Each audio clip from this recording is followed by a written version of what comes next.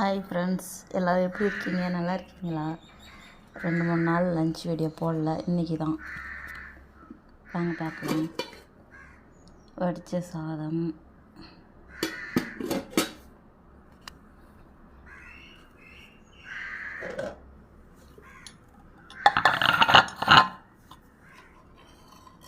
கிள்ளிப்பட்ட sambar,